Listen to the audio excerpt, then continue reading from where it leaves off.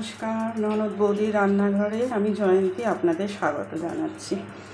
তো আমার চ্যানেলে এর আগে একটা পায়েসের রেসিপি আপনারা পেয়েছিলেন, যেখানে আমি চালটাকে ভেজে করেছিলাম। কিন্তু আজকে আবার একটু অন্যরকমভাবে করব। চালটাকে ভেজে করব না, চালটাকে আমি করব যেভাবে করব সেই পদ্ধতিটা দেখতে থাকুন। আমি আসছি, একটু ক্যামেরাটা সেট করে নিয়ে আমি আসছি, দেখাচ্ছি কিভাবে আমি পায়েসটা করছি। এবারে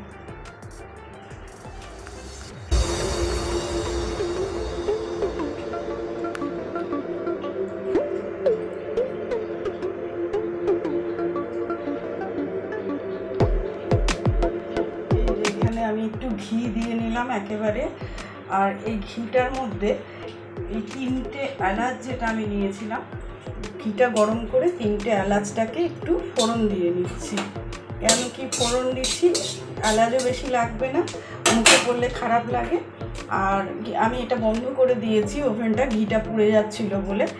তো আমি এইবার ঘিটাকে আর একটু ঠান্ডা করব। আর এই পুরো সসপ্যানটার মধ্যে এইভাবে মাখিয়ে নেব। তাতে কি হবে, এবার ঘিটা একটু ঠান্ডা হলে আমি দুধটা দেবো, কাঁচা দুধই দেবো, আগে ফুটাইনি। এবার তারপর ফোটাবো, তারপর আমি পায়েসটা রাঁধবো। ঠিক আছে? তো কেন কি, তার কারণ হচ্ছে এই যে আমি ঘিটা দিচ্ছি, যদি আমি গরম অবস্থায় ঘিটা দিতাম, ঘিটা আমার কেটে যাওয়ার চান্স থাকতো। ঠিক আছে? আমি ঘিটা ঠান্ডা করে দিলাম, তাতে কি হবে, আমার এই দুধটা কেটে যাওয়ার চান্স থাকতো। দুধটা আমার কাটলেও না, প্লাস যেটা হলো, আমার এই দুধটা উতলে পড়ার কোনো ভয় থাকবে না। আলাদা করে চালের আমার ঘি মাখাতে হবে না, ঘিয়ের ফ্লেভারটা আমার পুরো ইনট্যাক্ট থাকবে। আর চালের মধ্যে জল দিয়ে ধোয়ার পর ঘি মাখাতে গেলে ঘিটা অনেক বেশি পরিমাণে চলে যায়, সেখানে আমি সামান্য পরিমাণে ঘিটা দিলাম। এবার আবার গ্যাসটা আমি জ্বালবো। এবার বাকিটা আপনারা দেখতে থাকুন পায়েসটা শেষ হওয়া পর্যন্ত।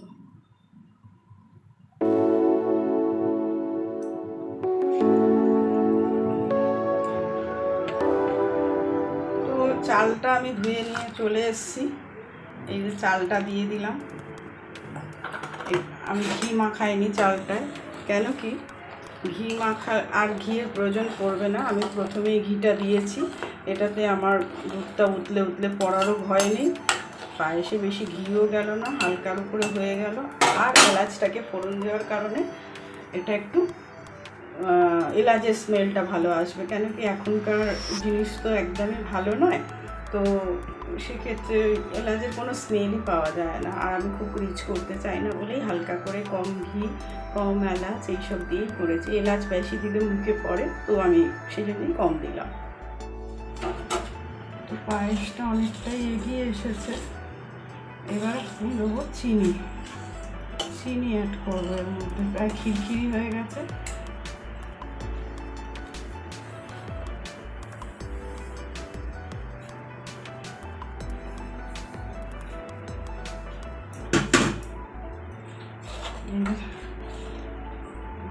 একটু নাড়তে হবে। আর ওপাশে একটু চা বসালাম কর্তা মশাইয়ের জন্য।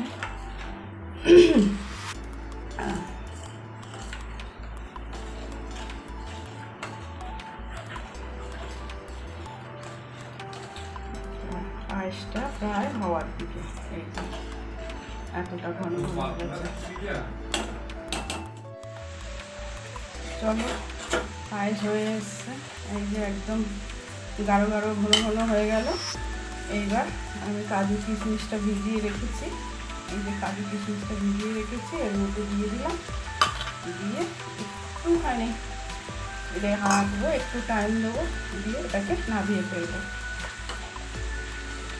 একদম কম খরচে, না পাউডার দুধ, না মাখন, না এক্সট্রা ঘি, কিন্তু একদম ক্ষীর মতন হয়ে গেল। যখন ঠান্ডা হবে পুরো ক্ষীর হয়ে যাবে।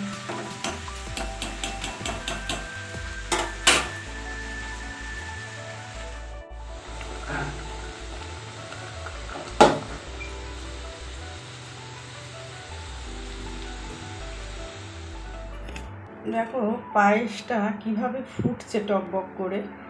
এই যে আমি আঁচটা বাড়িয়ে দিচ্ছি, কিন্তু উতল এলেও পায়েসটা উতলে পড়ে যাচ্ছে না, দুধটা পড়ে যাচ্ছে না। তার কারণ হচ্ছে এই যে তলায় আমি যখন ঘিটা দিয়েছি, ঘিটা যেখানে যেখানে যত অবধি লেগে আছে, পায়েসটা যতই ফুটুক আমি কিন্তু হাই ফ্লেমেই ফোটাচ্ছি।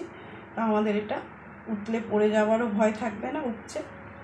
আর আরেকটা ব্যাপার হচ্ছে যে তলায় লেগে যায় অনেক সময় চিনি দেওয়ার পরে, সেটাও হবে না, কেননা বেসটা ঘি দিয়ে নিয়েছি বলে সেটা হবে না, আর খুব তাড়াতাড়ি হবে এটা।